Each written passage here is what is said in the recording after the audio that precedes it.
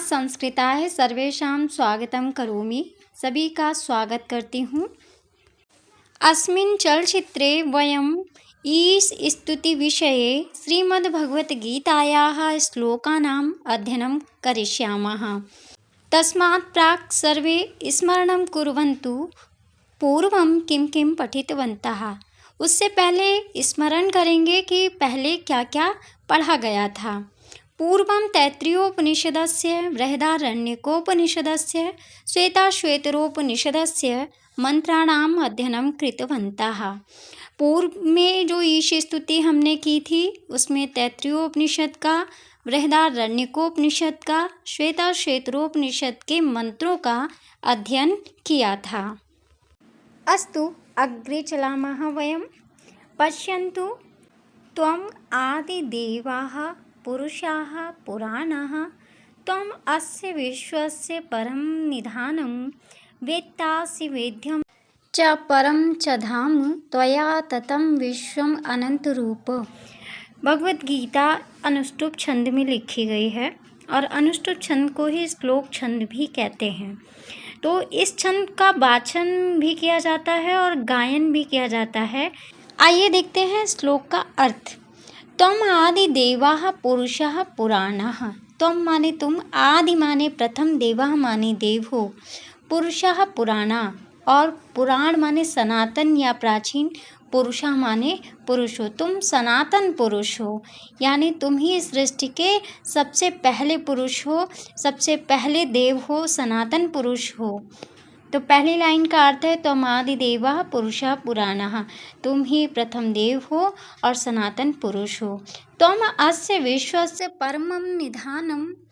त्वम् माने तुम, अस्य माने इस, विश्वस्य माने संसार के, परमं माने श्रेष्ठ अथवा सर्वश्रेष्ठ, निधानम माने आश्रय स्थान हो, यानी कि आप ही संसार के सर्वश्रेष्ठ आश्रय स्थान हो।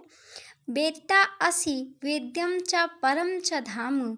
वेत्ता माने जानने वाले के लिए, असि माने हो, वेद्यम माने जानने योग्य, चा माने और, परम च धाम आप ही, परम माने सर्वश्रेष्ठ, धाम माने निवास स्थान हो। अब एक लाइन में हम पूरा अर्थ देखेंगे। वेत्ता असि वेद्यम जानने वाले के लिए, जानने योग्य हो, चा माने और, परम धाम आप क्या हो, सर्वश्रेष्ठ निवास स्थान हो। त्वया ततं विश्वम अनंत रूप। जैसे कि हमने आपको पहले भी बताया है कि कर्ता यहाँ वहाँ हो सकता है, तो यहाँ पर हमारा कर्ता है अनंत रूप। हे अनंत स्वरूप वाले परमेश्वर, हे ईश्वर, त्वया माने आप ही हो, ततम माने इस, विश्वम माने विश्व को व्याप्त करके, आप ही विश्व को व्याप्त करके स्थित हो, अर्थात ये संपूर्ण संसार आपसे ही व्याप्त है, आपसे ही परिपूर्ण है। तो ये था आपके गीता के 11वें अध्याय का 38वां श्लोक। इस स्तुति के अब अंतिम श्लोक की ओर चलेंगे हम। आइए देखते हैं। नमः पुरस्ताद अथ पृष्ठतः ते, नमो अस्तु ते सर्वत्र एव सर्व अनंत वीर अमित विक्रमः त्वं सर्वं समाप्नोषि ततो असि सर्वः। श्लोक में कहा जा रहा है कि हे परम ब्रह्मेश्वर, नमः पुरस्ताद अथ, नमः माने नमस्कार है, पुरस्ताद माने आगे से, आपको आगे से नमस्कार है, अथ पृष्ठतः ते और पीछे से भी नमस्कार है। यहाँ जो पृष्ठतः लिखा हुआ है ना, तो विसर्ग का सा है, इसलिए आपको ते के बीच में सा दिखाई दे रहा है। पहली लाइन का पूरा अर्थ हम देख लेते हैं। नमः पुरस्ताद अथ पृष्ठतः ते। हे ईश्वर, नमः पुरस्ताद आपको आगे से नमस्कार है, अथ और पृष्ठतः माने पीछे से नमस्कार है। यहाँ आगे और पीछे से नमस्कार करने का मतलब है कि जैसे हम किसी मूर्ति की परिक्रमा करते हैं ना, तो हम आगे भी नतमस्तक होते हैं और परिक्रमा करते समय हम सर्वत्र नतमस्तक होते हुए आते हैं। तो अगली लाइन में वही कहा गया है, नमो अस्तु ते सर्वत्र एव सर्व। नमो अस्तु यहाँ पर पूर्व रूप संधि है, नमो अस्तु ते सर्वत्र एव सर्व। अब यहाँ दूसरी लाइन का अर्थ निकालने के लिए हम लास्ट वर्ड को उठाएंगे, सर्व। हे सर्वश्रेष्ठ ईश्वर, सर्वात्मन, हे सर्वेश्वर। यहाँ पर ईश्वर का ये विशेषण है सर्व, ठीक है।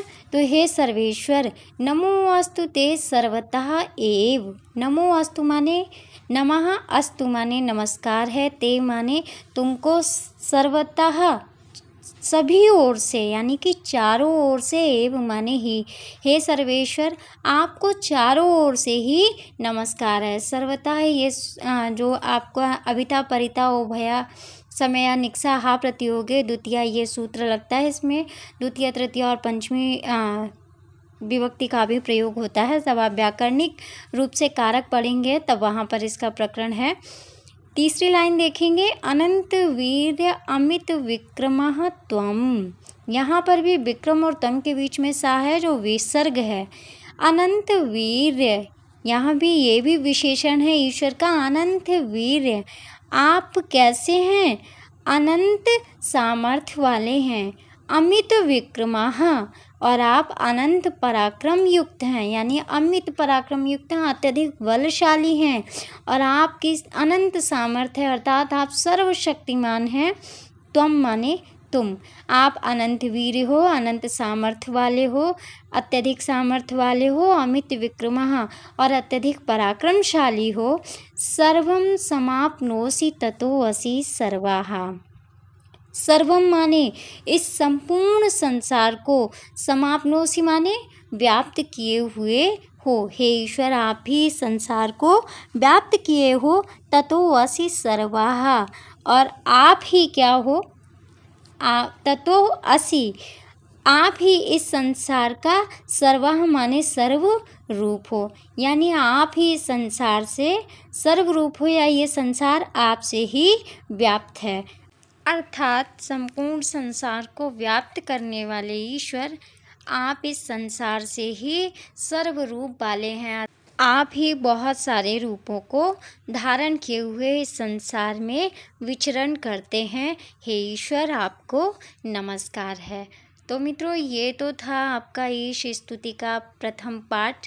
इसमें ईश स्तुति के संदर्भ में दिए गए उपनिषदों के मंत्रों का, भगवत गीता के श्लोकों का हमने अच्छे से अध्ययन किया, इसके अर्थ को समझा, भावार्थ को समझा।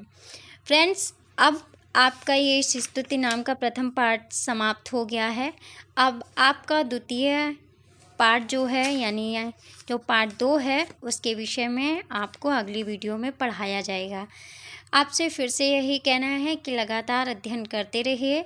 यदि आपका कोई प्रश्न है तो कमेंट बॉक्स में अपना प्रश्न छोड़ सकते हैं। आपके प्रश्न को प्राप्त करते ही शीघ्रता से आपके प्रश्न का उत्तर दिया जाएगा।